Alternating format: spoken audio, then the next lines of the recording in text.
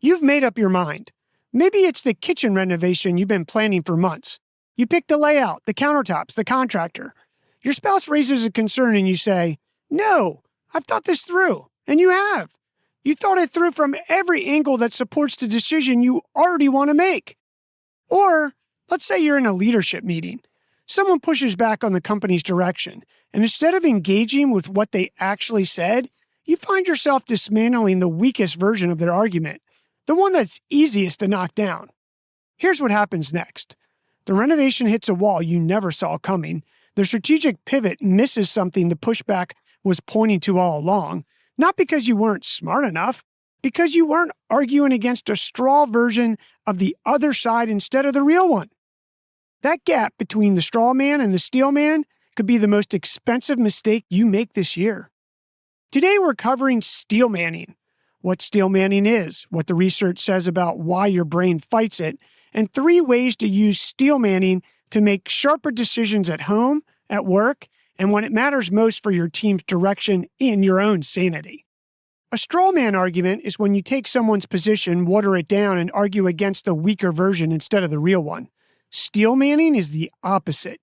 You take the strongest possible version of the idea, even one you disagree on, build it up as well as you can, and then engage with that.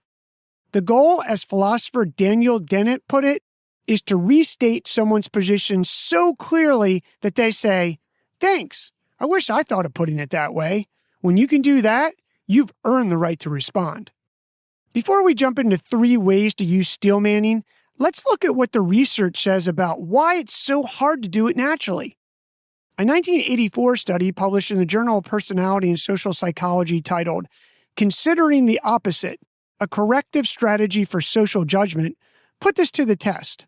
Researchers found that when people were prompted to actively consider the strongest case against their own position, they showed significantly less bias in their judgment.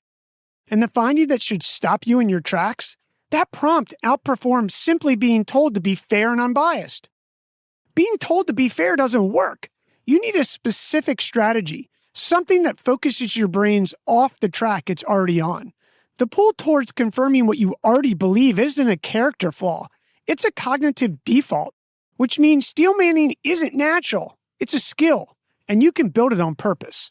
Here are 3 ways to use steel manning to make better decisions and move it in the right direction. Tip number 1, steel man the decision you've already been leaning towards. Before you commit to something, the renovation, the new job, the relationship call, the business investment, stop and build the strongest case against it you can. Not the easy objections, the real ones. The ones that would actually give you pause if someone else made them. Write them down, then read what you wrote. If you still want to go forward, you're going in with open eyes. If you can't counter what you wrote, that's information too. I keep a blank notes page on my phone specifically for this. 1 column for the decision, 1 column for the strongest case against it.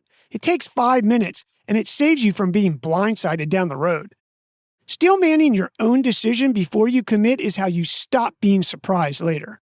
Tip number 2, before you shoot down someone's idea, build it up first. Your partner suggests a different approach to a family budget. Your team member questions the company's direction. Your instinct is to respond. Steel manning says, "Not yet." Restate their position as the strongest version of it, not a summary, the best possible case for their point of view. Then ask them, "Did I get that right?" 2 things happen. First, you often discover the idea is better than you thought. And second, if you ever disagree, the other person feels genuinely heard and is far more open to what you say next. That's not a soft outcome. That's how leaders build teams that surface real problems instead of hiding them. And tip number 3, run a steel man before a big strategic call. Before your company, your team, your own household commits to a major direction, a new market, a restructure, a big spend, assign someone to make the strongest case against it. Not to kill the idea, but to test it. If it survives the best version of the argument against it, you move forward with real confidence. If it doesn't, you just saved yourself a very expensive lesson. Some teams call this a pre-mortem. Steel manning is thinking discipline that makes it work. The best decisions aren't made with the most confidence. They're made after going up against the strongest version of the other side. Pick one of these three, run it before the week is out, and see what it does for your decisions. Your move.